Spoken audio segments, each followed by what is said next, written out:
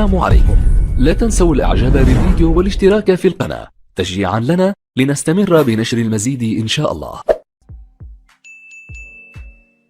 على الصورة التيفو من جانب فعلا المغاربة، مجموعة مغاربة الله نايدف أكرد غانم سيس يحيى جبران حكيم زياش عز الدين أوناحي سليم ملاح غوفال. هناك جيورجي أبوريانيا زوريكو دفاتشفيلي أوتاري كيتيشفيلي لوكا لوكوتشفيلي نيكا يعني اضطررنا لأخذ المعلومات باش ناخذوا الترجمة ديالها، وبالتالي كان العمل مضاعف. سيف حكيم مرة أخرى أو حكيمي ثنائية جميلة ما بينه وبين زياش، محاولة المرور لكن كانت علقة، لكن الحكم واصل اللعب وحكيمي ولولا على مستوى المدرجات انطلقت مبكرا أوناحي، لكن يقول الحكم هناك تسلل.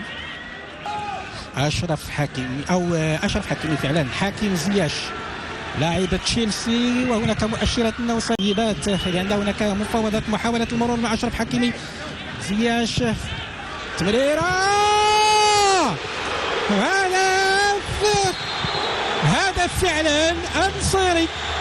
اكيد هذا الهدف غيعطي ثقة اكبر للمنتخب المغربي، وكذلك اللاعب النصيري الذي مر بفترة فراغ جعلته يشك في امكانياته، وكان حتى المدرب وليد قال هذا ولدنا يجب ان نعطيه الدعم النفسي من اجل استرجاع الامكانيات ديالو. نتذكر الهدف، شوف التمريره كي كانت مع عند زياش تبعها اللاعب بوفال، لكن الحارس كانت عنده ردة فعل جيدة كيرد الكرة ويقتنصها.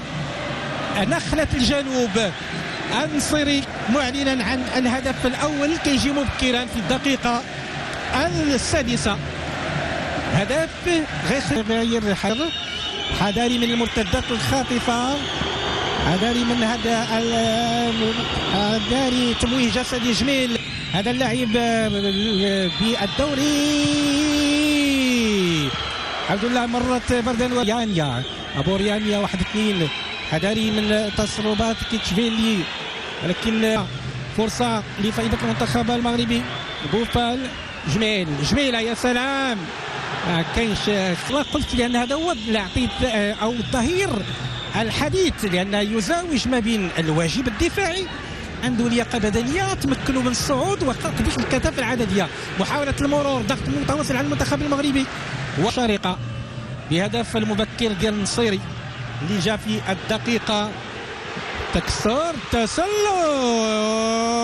محاولة المرور مرة أخرى، ولكن يعني بحال هذا الضغط اللي فينا بكل صراحة خطأ، ولكن غير مسموح بالخطأ.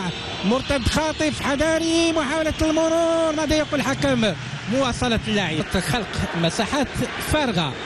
هذه هي الكرة اللي كيبغي يعني أشرف حكيمي نفذات، لكن مشات لاعبين وحتى الحالة النفسية ديالهم يعني بحال المد والجزر، وبالتالي النصيري واحد من المغاربه، وهذا الهدف اكيد الى تزاد اهداف اخرى غيعطي ثقه في النفس. كتشوف في الاعاده ديال اللقطه حصرها بالصدر ضاربه، كره تعطت على طريقه الخطا عند سليم املاح، محاوله المرور بطريقه جميله. ماذا يقول الحكم؟ كانت تعرقل اعتقد في انتظار ذلك. حذاري من المرتد، محاوله تسديد بونو، السد العالي المغربي تمويه جميل، يعني عندهم هذه جوج مرات كيموهوا بالجسد كيخلي الكره تمر فراغ، ولكن ماشي الدرب ديالو، لان الدفاع ديال سيفيا عاش على متغير. ناحية اللاعبين جورجيين حكيم زياش بالقدم في اتجاه فرصة عند اللاعب بوفال. المتابعة، التايمين ديال المتابعة كان إعادة، أو هذا رقم 9 زوريكو دافيتشفيلي. شوف إعادة سفيان أو بوفال الكبرى الوداد الرجاء فريق الجيش الملكي ممثلي الشمال نتمناو ان شاء الله هذه فرصه عند بوفال محاوله دخول منطقه الجزاء، تخليها تمريره في اتجاه أناحي ولكن ما وصلتش ليه.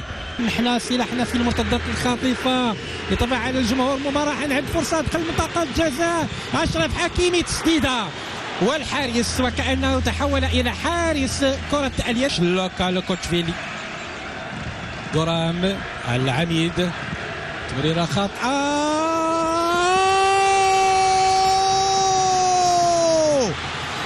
جميلة جدا لأن الوقت اللي هز عينيه شاف الحارس مغادر على المرمى ديالو وقال هذه هي الوجبة من أجل مضاعفة الغلة. شوف التفاعل ديال الجمهور المنتخب المغربي، جميلة اللقطة بكل صراحة. حكيم زياش الذكي كيبقى ذكي طبعا، هدف يعطي الحكيم الثقة التي افتقدها لأشهر كثيرة. يبحث عن ذاته، يبحث عن ملاذ، يبحث عن الخلاص، ربما يجده في الكالسيو الإيطالي إن صحت التسريبات. شوف معايا اللقطة، تمريرة خاطئة من 55 متر، الهدية لا ترد وإن كانت عند حكيمي بعيني مغمضين كيف كنقولوا، فقط تبعها الحارس جورجي مامارتشفيلي وهي تستقر في المرمى. الهدف كيجي في الدقيقة 29 ثنائية لفائدة الأسود، أسود الأطلس التي نريدها أن تزعر وتترك صداها صداحا. المزراوي عبد الرزاق حمد الله، هذه الكرة اللي كيبغي عبد الرزاق، يلا عبد الرزاق محاولة ولكن محصور من طرف أحد اللاعبين كيدفعوا أراين.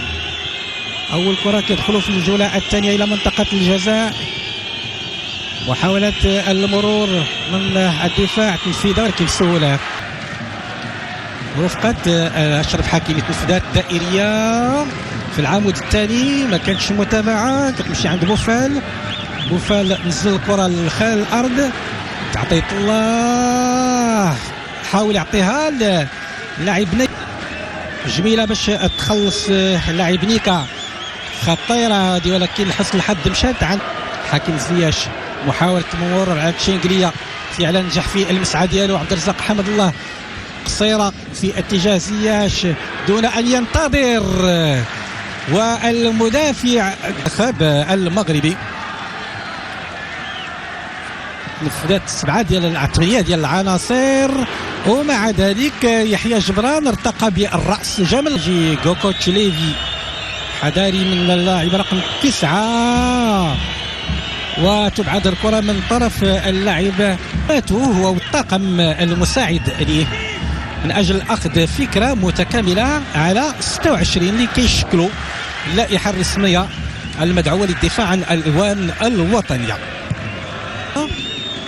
تعطت الإشارة ديال التنفيذ، تنفيذات دائرية وبكل هدوء عند الحارس ياسين بونو. ربما الجامعة استفدت من الملف ديال الحدادي. فق حمد الله 3 مقابل 3، شنو غيدير بعبد الرزاق؟ مشات عند اللاعب سفيان بوفال، سفيان بوفال امامه الشاعر عند عبد الرزاق حمد الله، وضربة جزاء، ضربة جزاء اللي جاي يحتجون، ولكن غنشوفوا الإعادة ديال اللقطة. حصل الكرة ديالو وحاول يرفعها، كنشوف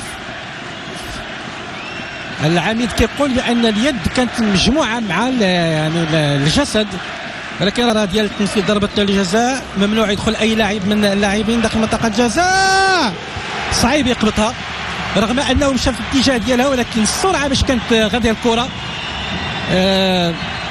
قليل جدا أن اللاعب يغامر. هناك انشراح داخل المدرجات، 3-0 نتيجة من الناحية المعنوية، تحفيز جيد للمنتخب المغربي. شوف اللقطة بكل هدوء، صعيب بكل صراحة رغم المتابعة ما يمكنش أحصر مثل هذه الكرات، مشات ملولبة دائرية وبقوة كبيرة، ما يمكنش شيء، وبالتالي الآن ترتفع الحاصلة إلى 3-0